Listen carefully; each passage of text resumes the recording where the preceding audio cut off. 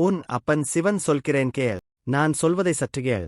உன் வாழ்வில் மிகவும் கஷ்டங்கள் தொடர்ந்து வந்து கொண்டே இருக்கிறது என்று என் ஆலயம் வராமல் இருக்காதே.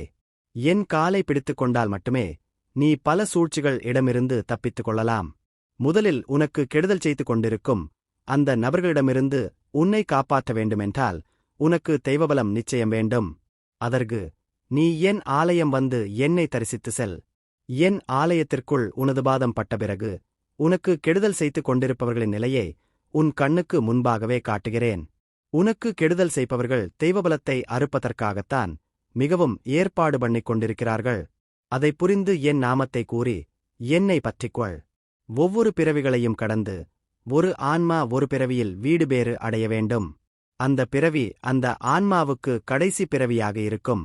அந்த தருணத்தில் நிறைய சோதனைகள் துன்பங்கள் சந்திக்கூடும். இவைகளை நான் உனக்கு உணர்த்த காரணம் நீ என் பிள்ளை. கவலையை விடு. உன் வலியை வந்த இடம் தெரியாமல் மறைந்து போகுமாறு செய்கிறேன். ஒரே நாளில் வாழ்க்கை நிச்சயமாக மாறாது. எது செய்வது என்றாலும் துணிந்து செய். ஏனெனில் உன்னுடன் இருப்பது உன் அப்பன் நான் என்பதை மறவாதே. நீ எதிர்பாராத விதமாக கண்டிப்பாக ஒரு நாள் எல்லாம் மாற்றுவேன். எதை நினைத்தும் அஞ்ச வேண்டாம். எதை நினைத்தும் வருந்த வேண்டாம். வாழ்க்கையை அப்படியே தொடர்ந்திடு. பாதையில் எந்த இடையூறும் இல்லை. பாதையில் உன் மனபயம்தான் இடையூறாக இருந்தது. அதை விலக்கினால் மனம் எப்படி வேகமெடுக்கிறது என்று பார்த்தாயா? உன் செயல்கள் அனைத்தும் எப்படி சரியாக நடந்தது? எங்கும் நான் உன் துணையாக இருப்பதை உனக்கு உணர்த்திவிட்டேன். அச்சமின்றி செயல்படு. வாழ்க்கை வேகமெடுக்கிறது. உன் தைரியத்தை நீ சோதித்தும் பார்த்துவிட்டாய். தேவையற்ற விஷயங்களை திரும்ப திரும்ப பேசாதே. அதை விட்டு அடுத்து வரும் நிமிடங்களை சிறப்பாக மாற்ற நன்மைகள் தொடர்ந்து பெறுவேன் என்று மனதார நம்பு. வாய்ப்புகள் தவறும் போது அதை நினைத்து கவலைப்படாதே. எல்லாம் நன்மைக்கே என்று முயற்சி செய். மிக பெரிய வெற்றி உன்னை வந்து சேரும். உன் வேண்டுதலை இங்கே வை. நான் அதை நடத்தி வைப்பேன். ஏதோ ஒன்றை அடைவதில் மட்டும்தான் நிம்மதி கிடைக்கும் என்று நினைக்காதீர்கள். சிலவற்றை இழந்தால் கூட நிம்மதி கிடைக்கும். சிலவற்றை காலம் கடந்து கொடுத்தாலும் காலத்தால் அழிக்க முடியாததாக கொடுப்பேன். சோர்ந்து போகாமல் தைரியமாக இரு. முக்கியமான ஒன்றை நீ ஞாபகத்தில் வைத்துக்கொள். ஏற்கனவே உனக்கு உணர்த்தியுள்ளேன். முன்கோபத்தால் நீ எதையாவது பேசிவிடாதே. அது வாக்குவாதத்தில் முடியலாம்.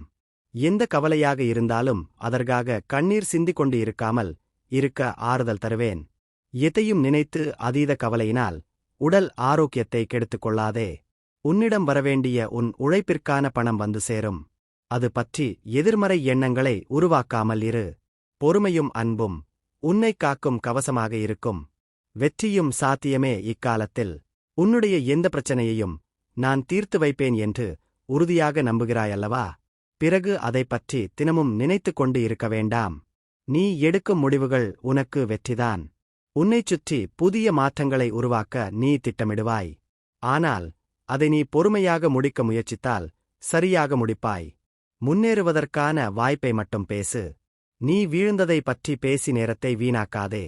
மற்றவர்கள் உன்னிடம் அதைப் பற்றி பேசினாலும் அதனை தவிர்த்துவிடு. மிக விரைவில் என் அற்புதத்தை காண்பா. உனக்கு தேவையான மன ஆறுதல் இன்று கிடைக்கும். எதையாவது மனதில் போட்டு குழப்பிக் கொண்டு இருக்காதே. உன்னிடம் நான் ஏதாவது ஒரு வழியில் வந்து பேசுவேன். உன் மனம்தான் உனக்கு பிரச்சனை. முதலில் உன் வாழ்வில் உன்னிடம் இருப்பது எதுவோ அவைகளுக்கு நன்றி சொல்லி வா. உன்னிடம் இல்லாதவைகள் தானாக உன்னிடம் வரும்.